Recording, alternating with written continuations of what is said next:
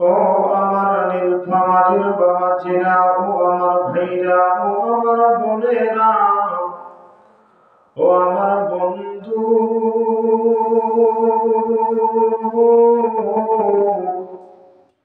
একটু গভীর মনোযোগ লাগান, কথাগুলো দিনের কান দিয়ে শ্রবণ করবেন।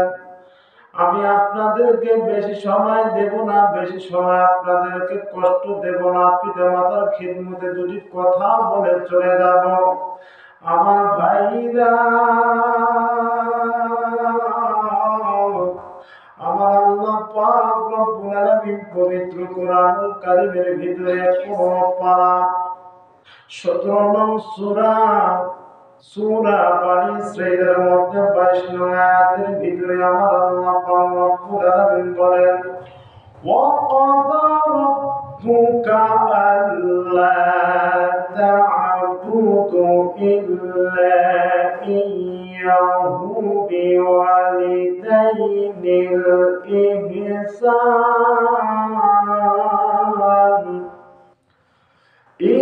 إِحْسَانًا إِمَّا يَبْلُغَنَّ عِندَكَ الْكِبَرَ أَحَدُهُمَا أَوْ كِلَاهُمَا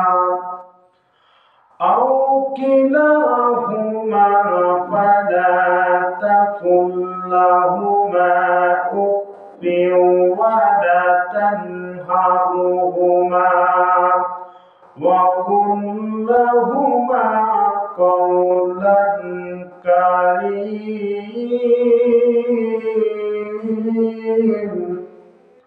واخفض لهما جناح الذل من الرحمة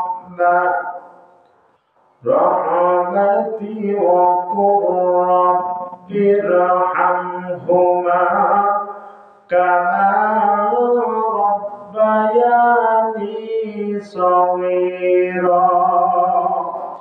বন্ধুরে আমার আল্লাহ পাক রব্বুল আলামিন বলেন, ও আমার বান্দারা,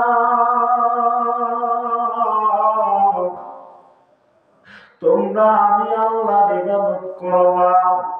আর তোমাদের পিতা মাতার মাঝে দুইজনের মধ্যে যদি ভালো ব্যবহার করবা, সদাচরণ করবা, মা বাবার সাথে ভালো ব্যবহার করবা। দুজনের মধ্যে কেউ যদি বার্ধক্যে উপনীত হয়, তাদের সাথে এমন কোন ব্যবহার করবা না যাতে করে তারা কষ্ট অনুভব করে, কোন শব্দটা ব্যবহার করে। তারা যদি শব্দ ব্যবহার করে গো, তাহলে তোমার আমলগুলো বরবাদ হয়ে যাবে। এই জন্য মা বাবার সাথে ভালো ব্যবহার করা লাগবে। মা বাবাকে কষ্ট দেওয়া যাবে না, মা বাবার সাথে খারাপ আচরণ করা যাবে না। আল্লাহর হাবিব সাল্লাল্লাহু আলাইহি ওয়াসাল্লামকে সাহাবায়ে কেরাম বলল, ইয়া রাসূলুল্লাহ, ইয়া হাবিবাল্লাহ, মা বাবা আমাদের তো অনেক আত্মীয় স্বজন আছে, আমার তো অনেক বন্ধু বান্ধব আছে, আমি সবচাইতে বেশি কার সম্মান করব? আল্লাহর নবী ডাক দিয়ে বলে, সাহাবীরা রে, একটু গভীর মনোযোগ দিয়া শোনো রে সাহাবীরা। সর্বপ্রথম তোমার মায়ের সেবা করবা, মাকে সম্মান করবা। দ্বিতীয়বার সাহাবী বললেন, তারপরে কারণ আল্লাহর নবী যখন এই কথা বললেন, আল্লাহর নবী বললেন দ্বিতীয়বার তোমার মায়ের, তৃতীয়বার কার? বললেন তোমার মায়ের, চতুর্থবার বললেন কার? আল্লাহর নবী বললেন তোমার বাবা। এর মানে তোমরা মনে নিও না যে মারে আমরা 3টা বছরে পিস দেব, বাবারে একটা, তা না।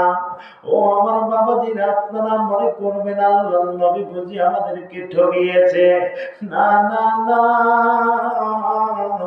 আল্লাহর নবী আপনাদেরকে ঠকায় নাই। মুফাসসিরে কেরামগণ লেগে গেছেন, আল্লাহর নবী 3টা দিকে লক্ষ্য করে 3টি কথা বলেছেন। মা 3টি কষ্ট করে 3টার দিকে লক্ষ্য করেছেন। মা, আপনার মা আপনাকে গর্ভের মধ্যে ধারণ করেছে 10 মাস 10 দিন। এই দিকে লক্ষ্য করে আল্লাহর নবী একবার বলেছেন, মায়ের যে প্রসব বেদনা কষ্ট যন্ত্রণা এই দিকে লক্ষ্য করে আল্লাহর নবী আরেকবার বলে দিয়েছেন। এরপরে লালন পালনের দিকে তাকায় আল্লাহর নবী আর একবার বলে দিয়েছেন। আর চতুর্থবার বলছেন বাবার কথা। বাবা শুধু লালন পালন করে, এই জন্য বাবার কথা একবার বলে দিয়েছে। আমার ভাইরা রে, আল্লাহ পাক রব্বুল আলামিন পবিত্র কোরআনুল কারীমের মধ্যে সূরা লুকমানের 14 নং আয়াতের মধ্যে আমার আল্লাহ পাক রব্বুল আলামিন বলেছেন, ওয়া ওয়াসাইনাল ইনসানা বিওয়ালিদাইহি হামালাতুহু উম্মুহু ওয়াহানান ওয়ালা ওয়াহানিন ওয়া ফিসালাহু ফি আমাইনি আনিশকুর লি ওয়া লিওয়ালিদাইকা ইলাল মাসির। আল্লাহ পাক রব্বুল আলামিন বলেন, হে আমার বান্দা সকল, হে মানুষ সকল, তোমরা তোমার পিতামাতার সাথে সৎ আচরণ করো, কারণ তোমার মা তোমাকে গর্ভধারণ করেছে, তোমাদেরকে কষ্ট সহ্য করে গর্ভধারণ করেছে, তোমাদেরকে 2 বছর পর্যন্ত বুকের দেওয়া দুধ খাওয়াইছে।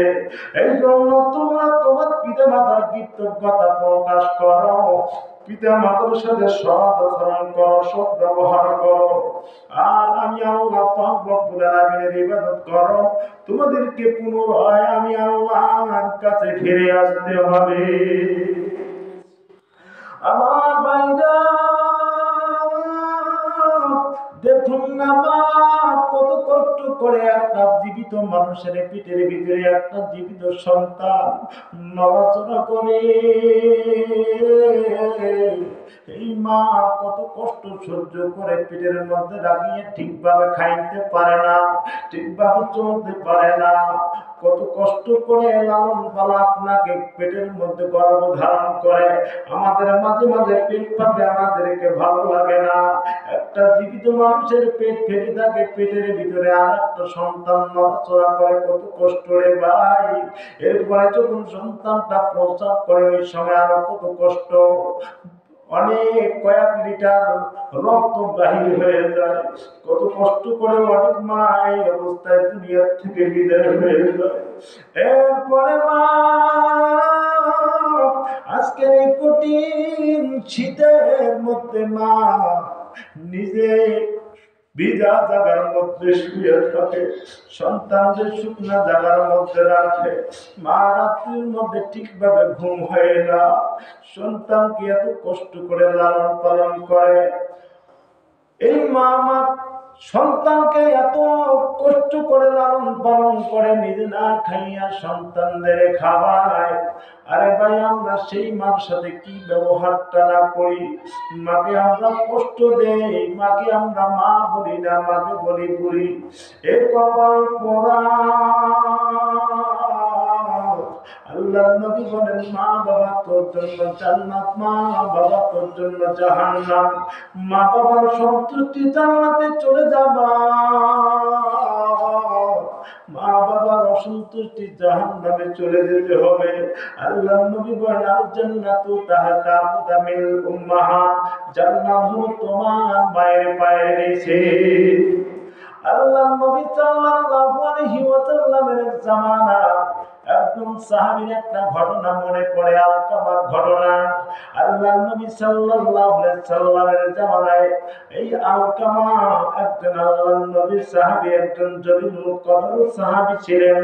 এই সাহাবী অসুস্থ হলেন, আল্লাহ নবী সাহাবা একরামকে পাঠায়া দিলেন, সাহাবীরা আমার আলকামার কালেমা পড়ায়া আসো। কিন্তু সাহাবা একরাম আলকামার বাসায় গেলেন। আলকামা কঠিন অসুস্থ, আল্লাহ নবীর সাথে যুদ্ধ করেছে, আল্লাহ নবীর পিছনে নামাজ আদায় করেছে। আলকামার মুখ দিয়া কালেমা উচ্চারণ হয় না। সাহাবা একরাম এসে বললেন, ইয়া রাসূলুল্লাহ, ইয়া হাবিবাল্লাহ, আপনার সাহাবী আলকামার মুখে কালেমা উচ্চারণ হয় না। আল্লাহ নবী আচার্য হয়ে গেলেন, আল্লাহ নবী নিজেই চলে গেলেন। আলকা আমার পাশে দাইয়া কালেমা পড়ে, কালেমা পড়তে পারে না।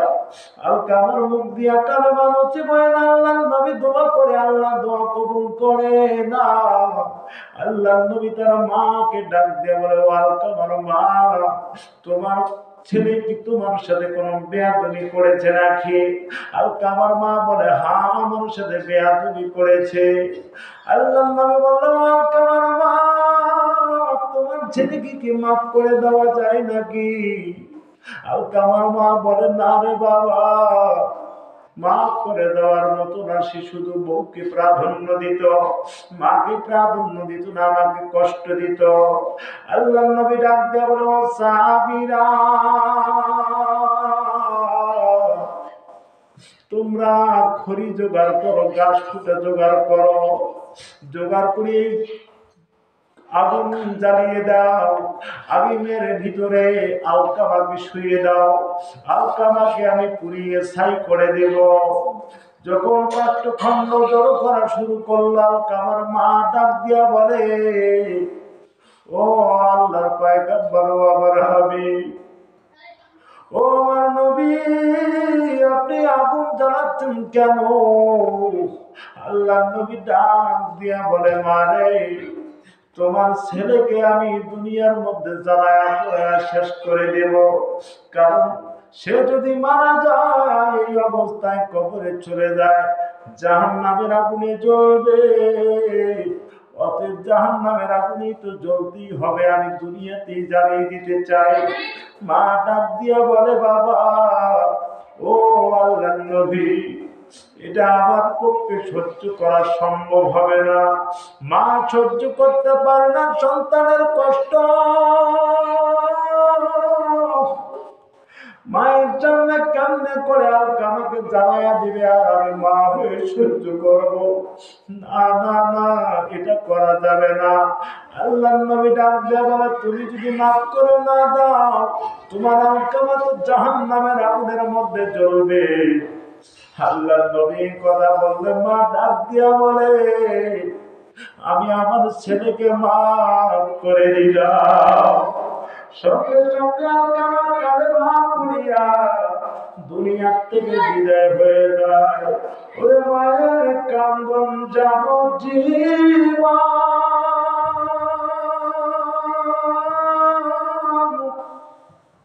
দুই চার মাঝে বনের কান্দন রে, ওরে গলের পুরো বাইরের কান্দন কয়াবে দীপর থাকে না। দুঃখের দরদি আমার জনম দুঃখী মা, গর্ভধারিণী মা, জনম দুঃখী মা। দুঃখের দরদি আমার জনম দুঃখী মা। ওরে মায়ের প্রসবের কালে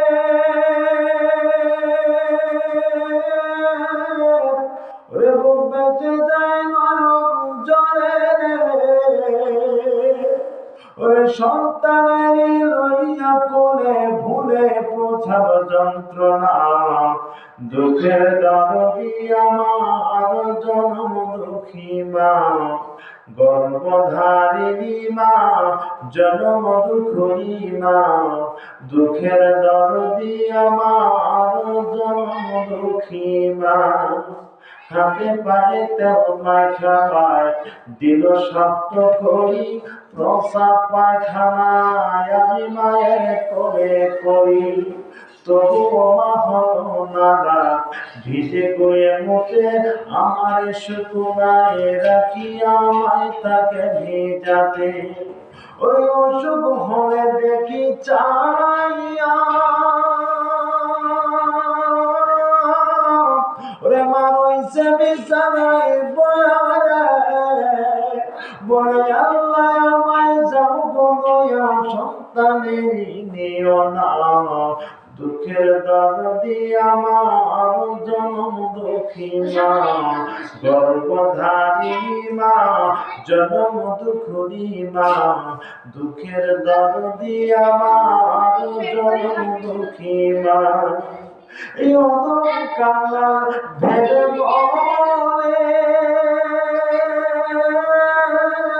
ওরে জান্নাত মায়ের পায়ের তলে দেখবো গাড়ি আমি খুলে করেছে নবী বর্ণনা দুঃখের দাগি আমার জন্ম দুঃখী মা দুঃখের দরদি মা জন্ম দুঃখী মা দুঃখের দরদি আমার জন্ম দুঃখী মা বন্ধুরে আমার একটি ঘটনা মনে পড়ে গেল আল্লাহ পয়গম্বর মুসা ডাক দিয়ে বলে আল্লাহ আমার সাথে জান্নাতের সাথী হবে কে আল্লাহ রব্বুল আলামিন ডাক দিয়ে বলে মুসা তোমার সাথে জান্নাতের সাথী হবে একজন কসাই আল্লাহ পয়গম্বর মুসা আল্লাহর ডাক দিয়ে বলে আল্লাহ আমার সাথে জান্নাতি হবে একজন কসাই কারণটা কি বুঝতে পারলাম না আমি কারণ জানতে চাই কসাইয়ের সাথে আমি সাক্ষাৎ করতে চাই আল্লাহ রাব্বুল আলামিন আল্লাহর পয়গম্বর মুসাকে লোকেশন দিয়া দিলেন নমক বাজারের মধ্যে যাও বাজারের মধ্যে আল্লাহর পয়গম্বর মুসা চলে গেল একজন কসাই সারাদিন গোস্ত বিক্রি করার পরে গভীর রজনী যখন হয়ে গেল গোস্ত বিক্রি করা শেষে একটু সুন্দর গোস্ত রেখে দিয়েছে আল্লাহ পয়গম্বর মুসা পাশে যায় বলতেছে ও ভাই কসাই রে আমি আপনার সাথে একটু মেহমানদারি হতে চাই আমি আপনার মেহমান হতে চাই আমি আপনার একজন আত্মীয় হতে চাই আমি আপনার বাসায় যেতে চাই কসাই ডাক দেয়া বলে ভাই আপনি আমার মেহমান হবেন এটা তো আমার সৌভাগ্যের ব্যাপার আপনি চলেন এবার আল্লাহর পয়গম্বর মুসাকে নিয়ে গেলেন আল্লাহর পয়গম্বর মুসা কসাইয়ের সাথে বাড়িতে চলে গেল কসাই বাড়িতে যায় সুন্দরভাবে ওই নরম বস্তুটুকু সুন্দরভাবে পাক করলেন পাক করার পরে তার মাকে গ্রহণ করলেন করে আনলেন আনার পরে মার সেবা শুশ্রূষা করলেন মাকে সুন্দরভাবে পরিষ্কার পরিচ্ছন্ন করেন মাকে খাওয়া দিলেন নরম নরম বস্তু মুখের মধ্যে তুলে দিলেন দেওয়ার পরে মাকে যখন রেখে দিতেছেন ওই সবাই মা অনেক বয়স কথা বলতে পারে না মা দুটা ঠোঁট দিয়ে বিল বিল করে বলতেছে বাবা আমি মা তোমার জন্য দোয়া দিয়ে দিলাম কাল কিয়ামতের দিন হাসরের ময়দানে আল্লাহর পয়গম্বর মুসার সাথে জান্নাতি হয়ে যাবা আল্লাহর পয়গম্বর মুসা ডাক দিয়া বলে ভাই কসাই রে ও কসাই তুমি কি বিবাহ করো নাই বললো না রে ভাই বিবাহ করি নাই কেন করি নাই জানো আমি যদি বিবাহ করি হয়তো আমার মার কষ্ট হবে আমার মাকে আমি হয়তো সেবা করতে পারবো না এই জন্য আমি বিবাহ করি নাই আমার মায়ের সেবা শুশ্রূষা করি এইবার আল্লাহ পয়গম্বর মুসা ডাক দিয়ে বলে রে ভাই তুমি যে মুসার সাথে জান্নাতে যাবা তুমি কি মুসাকে চেনো কয় না চিনি না তবে জানতে পেরেছি আল্লাহর একজন পয়গম্বর হবে মুসা নবী আল্লাহ আমার মা দোয়া করেছে আমি নাকি তার সাথে জান্নাতে যাব আল্লাহর পয়গম্বর মুসা ডাক দিয়ে বলে রে ভাই কসাই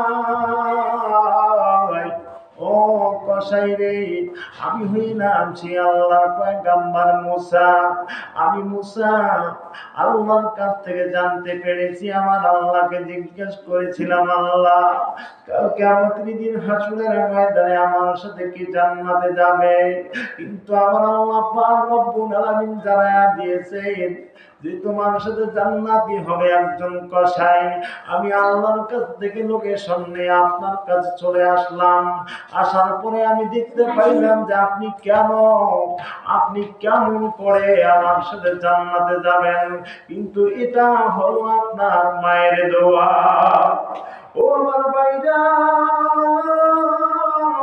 আল্লাহ পাক রব্বুল আলামিন, আমার আল্লাহ পাক রব্বুল আলামিন দেখেন মা বাবাকে কত সম্মান দিয়েছে, কত মর্যাদা দিয়েছে।